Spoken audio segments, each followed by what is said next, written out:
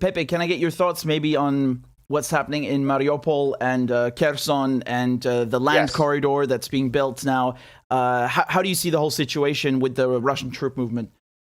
Extremely important, Richard, because now we are, even though we are not deep into phase 2 of Operation Z, there are many elements that are now falling into place. The most important, I would say, is the total liberation of Mariupol.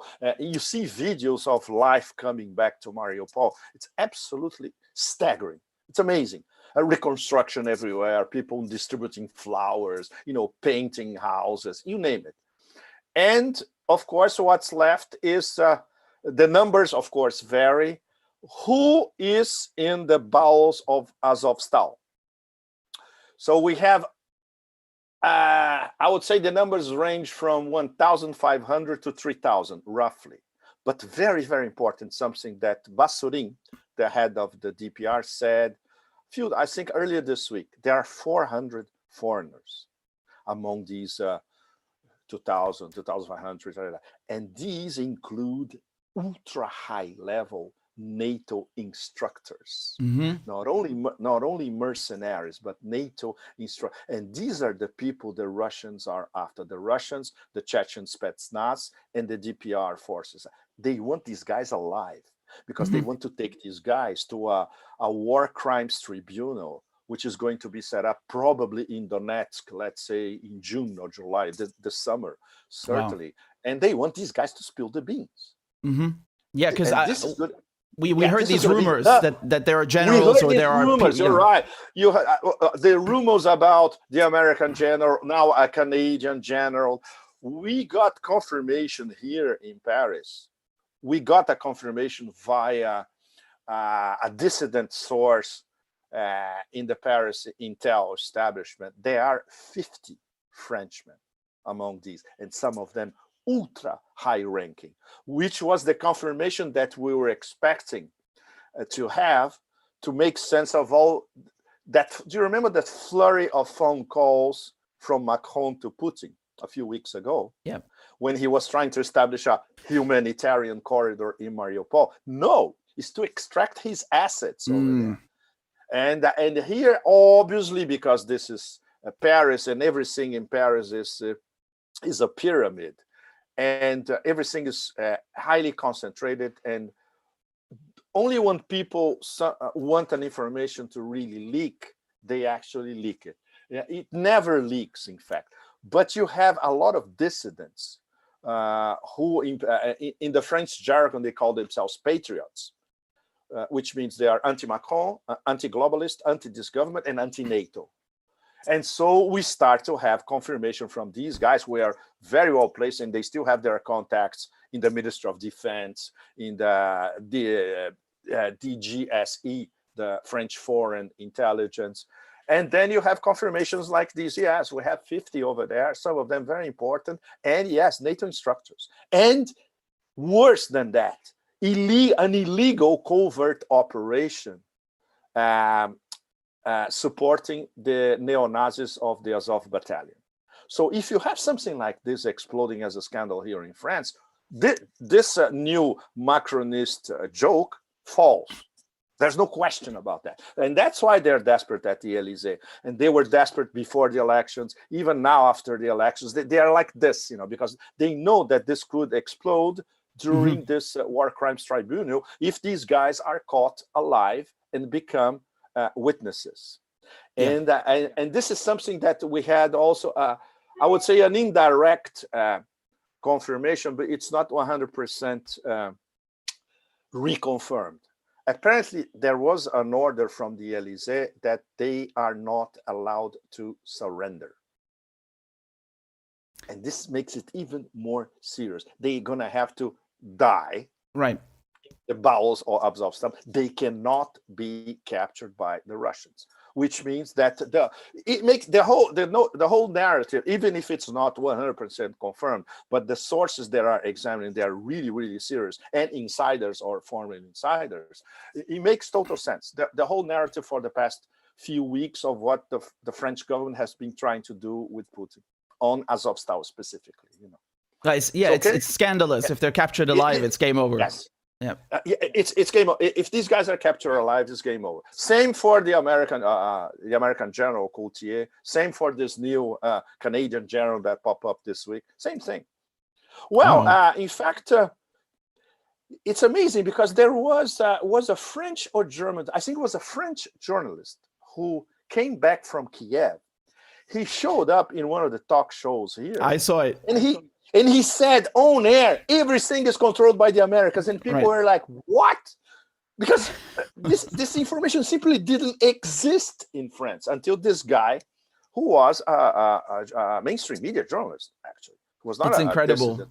Incredible, absolutely. You won't see that in the US, but at least you see some European countries. Yeah. Right. Yeah, I was shocked to see it on the mainstream news, but then again, I remember the French sometimes they like to spill the beans on the Americans once in a while. So I was like, you're absolutely right on that. But this one was by a French journalist who came from Kiev.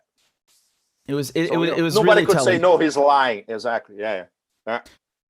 Here's the map from Ukraine, just the latest. So this is a good one because it's not showing the cauldron. It's not. That's right. What I wanted to ask you about. So exactly. So what we have to take into consideration now is this area here, where we have the limits of Donetsk and Luhansk, and you have the line of contact slightly to the left. Exactly. This is where we have one major cauldron subdivided in 2 or 3 mini cauldrons, and now they are totally encircled. So the so-called Battle of Donbass will not be exactly a battle.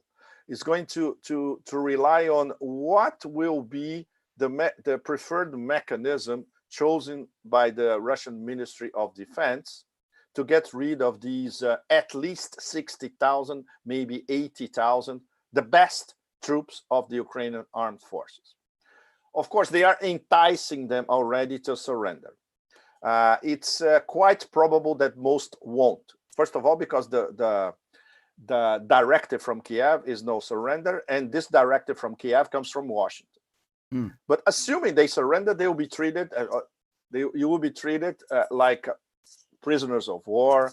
Geneva Conventions apply, etc. Later, you can even go back to your own families, etc. Those who don't, then we have wow, anything could happen in terms of mass extermination, because the Russians have an array, everything on their plate to decide, okay, how do we get rid of all these guys? They don't want to do this because there are Nazis among them, or different cells from Aidar battalion, from Azov battalion, etc. But these are Ukrainian soldiers, and the Russians don't want to antagonize the bulk of the Ukrainian army, thinking about the future. So this is going to be quite fascinating to watch in terms of how the Russian Ministry of Defense is going to deal with an impasse.